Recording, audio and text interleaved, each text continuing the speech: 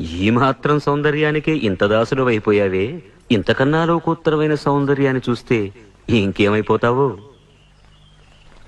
ఇంతకన్నా సౌందర్యమా?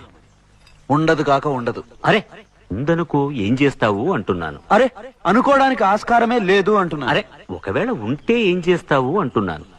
ఇంతకన్నా ఆనందప్రదమై, ఆద్యంత రహితమై, అనంతమై, నా హృదయమంతా నిండి నన్ను తనలో నింపుకునే సౌందర్యమై ఉంటే అరే ఉండదయ్యా స్వామి. అరే ఉంటే ఏం చేస్తావయ్యా?